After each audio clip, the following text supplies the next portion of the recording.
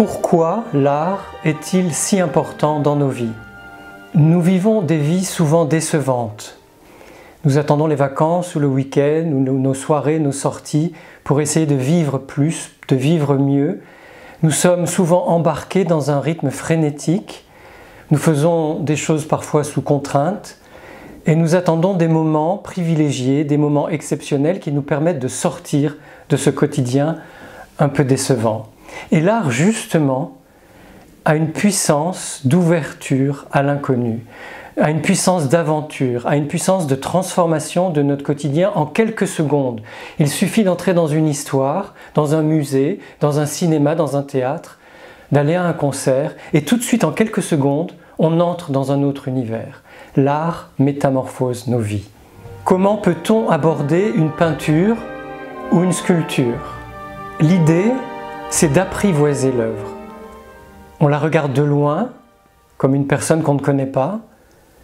On essaye de saisir, de sentir en soi ce qui se passe, quelles sont nos premières impressions, et progressivement on s'approche de la peinture ou de la sculpture, et on va entrer dans la peinture par exemple, voir des détails qu'on ne voyait pas de loin, s'intéresser à un endroit de la peinture dans lequel on a l'impression que si on pénètre dans ce paysage ou dans cette scène, on peut jouer un rôle, on peut y participer d'une façon ou d'une autre. Et à ce moment-là, cette œuvre devient la nôtre. Cette œuvre devient un support qui nous permet de raconter notre propre histoire. En fait, à chaque fois, une œuvre, peinture, sculpture ou même un roman, un film ou une pièce de théâtre est un prétexte pour que nous nous racontions une histoire. Qu'est-ce que la contemplation d'un tableau provoque en nous? Contemplation, c'est le mot important. Se poser, être là, être présent face à l'œuvre et laisser faire. Nous avons trop l'habitude de faire des choses. Là, il s'agit simplement de laisser faire, de laisser venir à soi et de se laisser toucher à travers nos 5 sens. Qu'est-ce que je savoure? Qu'est-ce que je goûte? Qu'est-ce que je sens? Qu'est-ce qui me touche? Qu'est-ce que j'entends? Qu'est-ce que je vois? Parce que à chaque fois, l'œuvre, curieusement, va venir réveiller l'ensemble de notre sensorialité. On a l'exemple de la fameuse Madeleine de Proust, où la saveur, l'odeur, l'ambiance viennent réveiller la mémoire de l'enfant ou la mémoire d'un adulte. C'est pareil avec une œuvre d'art.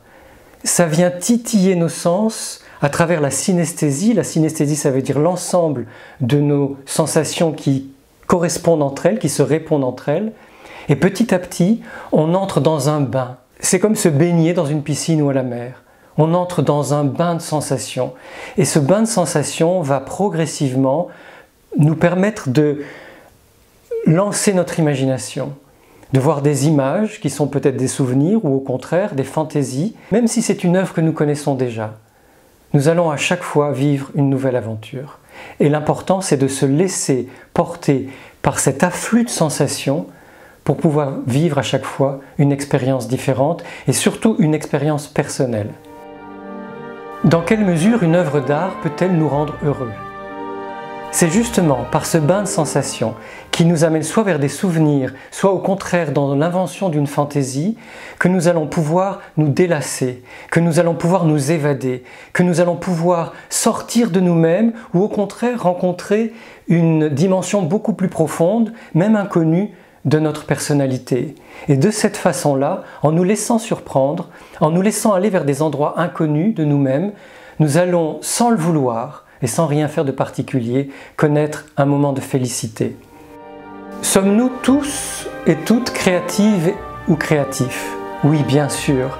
Et c'est très important de le savoir. Il n'y a pas des personnes qui soient plus créatives que d'autres. Il y a peut-être parmi vos proches ou vous-même des personnes qui ont commencé très tôt à développer leur créativité et surtout à l'exprimer et donc à en faire l'expérience, à se rendre compte qu'ils avaient ce potentiel en elles ou en eux.